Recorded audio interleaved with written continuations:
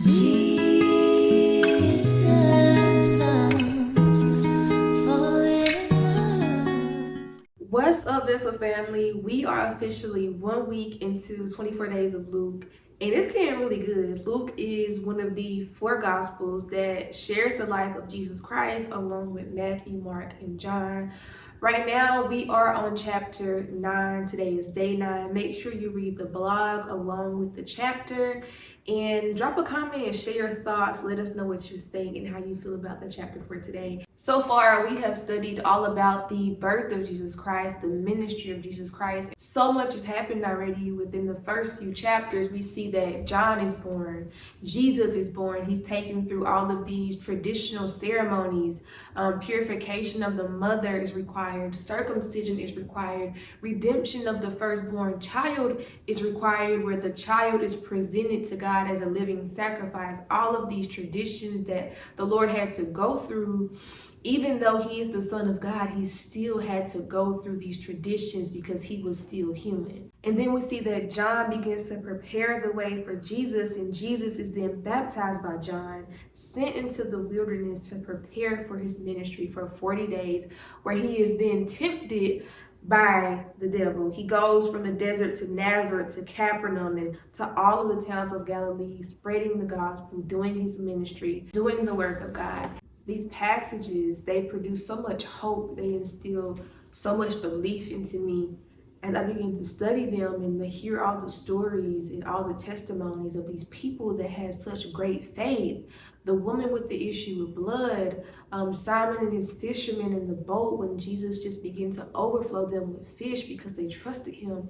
All of the people that believed God for healing, the men that had leprosy that was put through the roof of the home, the faith of his friends, the moms and the dads that had faith that Jesus would heal their children.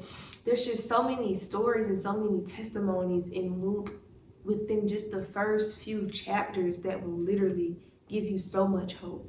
My main takeaway from Luke is to not be afraid and to trust God. We see Jesus say this so many times in Luke. We see it in Luke 1:13 when the angel said to Zechariah, "Do not be afraid." We also see this in Luke 1:30 when that same angel went to Mary and told her that she was going to give birth to the Messiah.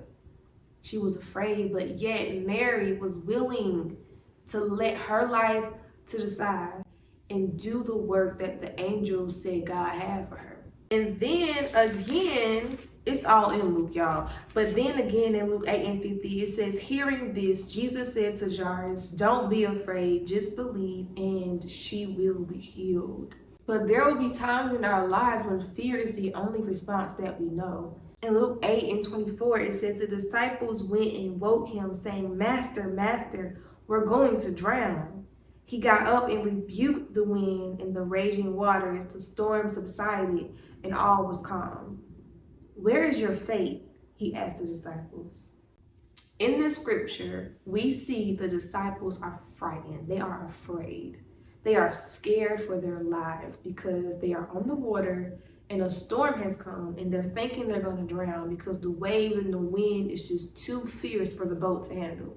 And sometimes that's what life begins to feel like. It feels like the wind and the waves are too much for us to handle and we're crying out to God, but God is right there all alone. They were crying out to God like God wasn't right there in the boat with them. You have to know and realize that God is with you in the middle of the storm. But what I found peculiar about this passage is that the Sea of Galilee to this day is known for having great, giant, big waves. So the disciples had every reason to be afraid. And what I'm here to tell you today is that sometimes you're going to have a response, it's going to be fear, and you're going to have every right to be afraid because that's the response that we have as humans. But in the midst of that fear, you have got to step out of that fear and step into faith and know that God will never leave or forsake you.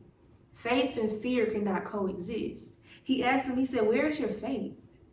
He didn't want them to be fearful. He wanted them to have faith that he was going to protect them, that he was going to be able to take them out of the storm alive. In my Bible here, it says, the Sea of Galilee is still the scene of fierce storms. Sometimes the waves can be as high as 20 feet. Jesus' disciples had good reason to be terrified.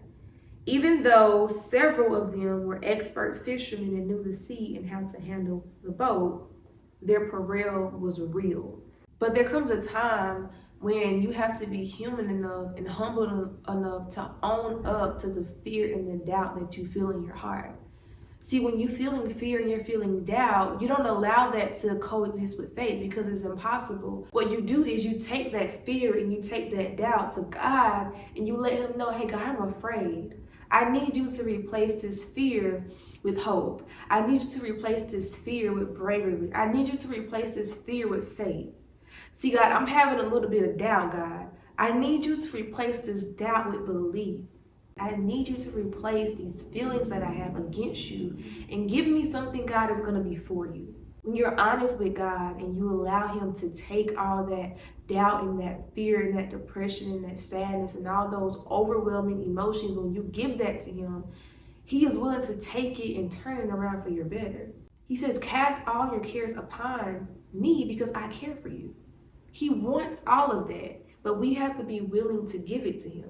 This is only a week into Luke, y'all, and I'm so excited to see how much more we unpack in this book together. If you aren't joining us, I encourage you to start today. Start tomorrow if you need to, but it's never too late to start. We're only on chapter 9.